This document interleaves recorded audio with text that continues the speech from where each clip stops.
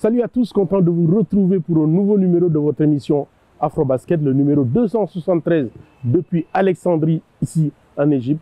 Je vous propose de regarder le sommaire. Le sommaire de ce 273e numéro, bilan de cette African Women Basket League. Ensuite, portrait de celle qui a crevé l'écran, Célia Dunard. Enfin, portrait du Sporting de l'Alexandrie qui remporte pour la deuxième fois consécutive ce trophée.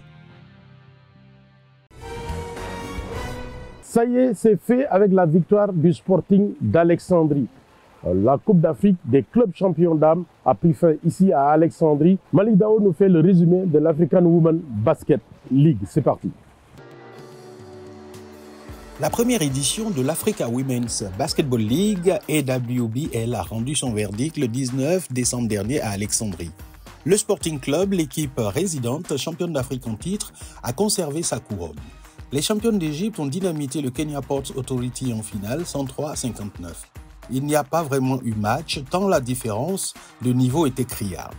Peut-être émoussés par leur grande débauche d'énergie la veille contre le REC du Rwanda en demi-finale, les Kenyans n'ont pas fait illusion. Nathalie Mwangale et Victoria Reynolds ont essayé de retarder l'échéance, mais elles se sont rapidement retrouvées sans ressources devant le rouleau compresseur du Sporting. D'ailleurs, Mwangale, qui avait inscrit 8 tirs à 3 points en demi-finale, a rapidement été contrôlée par la défense d'Alexandrie. Elle n'a inscrit que 5 points en finale. Avec une excellente défense, donc bien articulée autour de Hagar Hammer et de Fatou Diagne, le jeu de transition des Égyptiennes a été d'une efficacité diabolique. Hammer a été aussi très efficace offensivement avec 32 points et 9 rebonds. Si en plus on ajoute les 17 points de la MVP Jane Sierra Dillard, c'était devenu mission impossible pour Kepié, mais on pourra saluer le très bon match de la Malienne Aminata Samasekou avec 16 points. La médaille de bronze est revenue à l'Interclube d'Angola qui a dominé le REC pour la petite finale. Le club rwandais aura beaucoup perdu en 2 journées, en demi et dans ce match pour la 3e place. Puisant sa force sur son Big Three, Tiffany Mitchell, Naya Clouden et Philoxy Promise, 3 joueuses qui ont quasiment joué 38 à 40 minutes par match, elles sont donc arrivées naturellement émoussées lors de ces matchs décisifs et le supporting cast n'a pas été non plus à la hauteur. Cela dit, les Angolaises n'ont pas volé leur victoire 83-68 dans le sillage d'une excellente Christina Matikite. Italie Lucas, quant à elle, a montré pourquoi on aime la voir sur un parquet, alliant l'efficacité au spectacle et une Nadir Manuel en feu.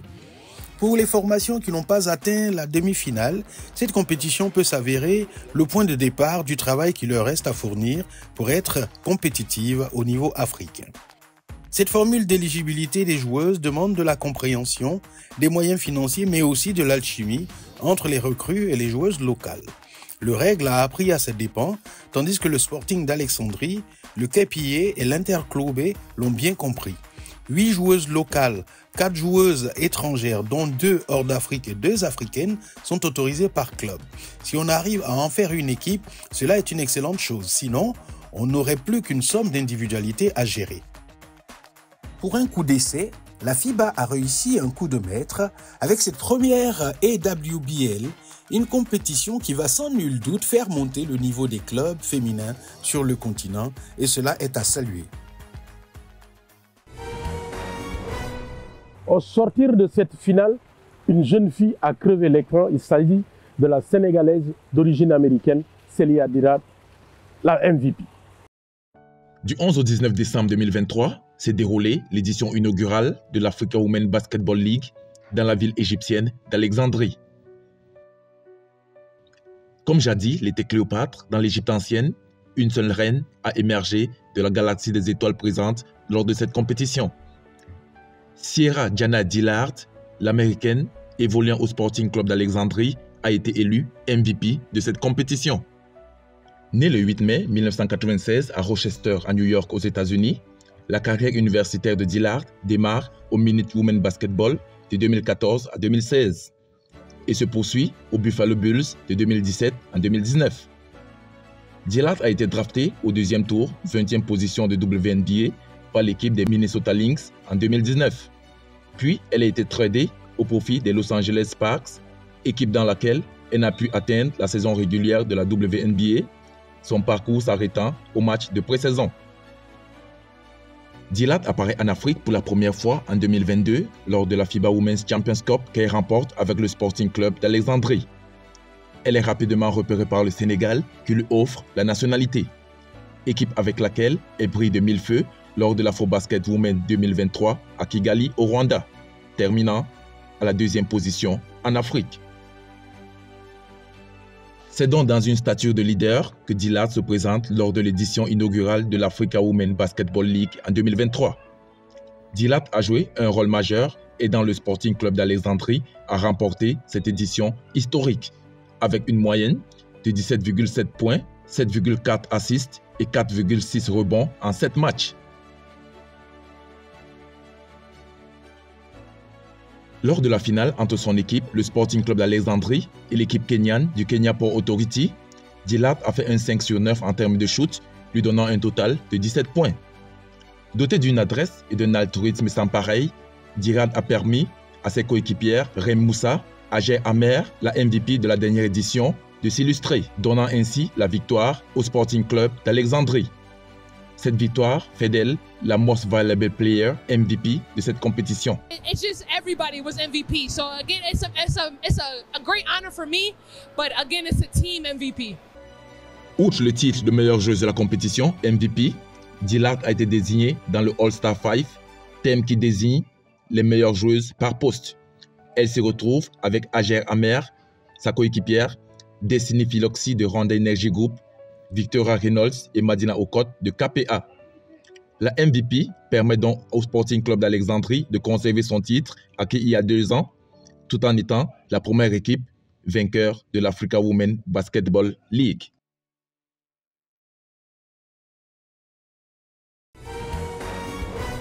Pour la 2e fois consécutive, le Sporting d'Alexandrie remporte ses Coupes d'Afrique des clubs champions dames. Comment Mohamed Abdelrahman, le coach d'Alexandrie, a pu tisser cette victoire? Malik Daou. 102 points en moyenne par match, avec 6 matchs sur 7 où il a inscrit 100 points ou plus, à 48% de réussite collective au tir, 35% de réussite à 3 points, avec 2 joueuses, Ranim Moussa et Sierra Dillard, parmi les meilleures passeuses du championnat. Le Sporting Club d'Alexandrie n'aura laissé que des miettes à ses adversaires. Sa victoire finale ne souffre donc d'aucune contestation. It's a home game, and with this, everybody, and it's not easy. And we put a target to win, to do all spirit, all effort we have to get this win with this result. Thanks God and thanks for all team for doing that, and we make it. Mais ce que ces chiffres ne disent pas, c'est l'alchimie qu'a démontré cette formation égyptienne, championne d'Afrique en titre. Tout a commencé avec la parfaite incorporation des import players, notamment les internationales sénégalaises Yacine Diop, Fatou Diagne et Sierra Dillard, en plus de l'américaine Destiny Pitts, des joueuses qui se sont parfaitement mêlées au local emmené par une Ajar Amer au sommet de son art. I think I thank God first because I'm their coach. A lot of stars on the team, like Sierra said, all of them is stars. I think the players outside of the 12 players is still stars. I appreciate what they did for the team. Everybody do his job. And second championship, African championship, and the first AWBL. I think it's a big history for all of us. And I'm very happy to have this honor for me, for the team, for everybody. I give it to all these fans and the club administration. Everybody love us and work with us and to get this trophy. Le Sporting Club d'Alexandrie a usé et parfois abusé du jeu en transition, se reposant sur une excellente défense et surtout une domination sans partage au rebond. Il aurait d'ailleurs eu tort de ne pas le faire. En attaque, l'alternance entre jeu intérieur et jeu extérieur a été un régal.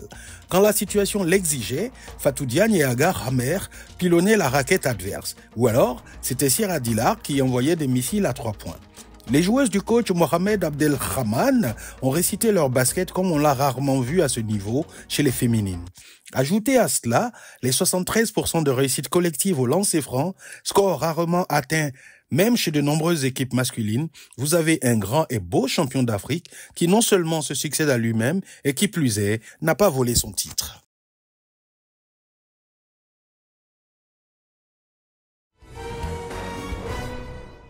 Des paniers à n'en plus finir, des matchs très disputés. On va vous faire revivre les meilleurs moments de cette AWBL.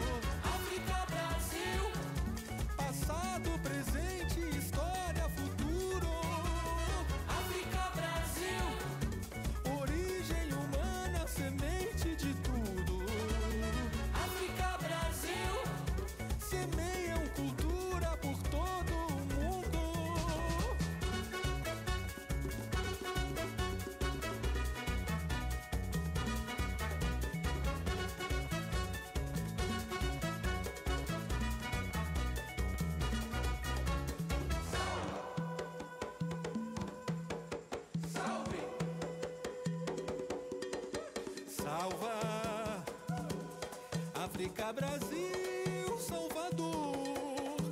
Salve África, Brasil, é amor. Salva África, Brasil, Salvador. Salve África, Brasil, é amor.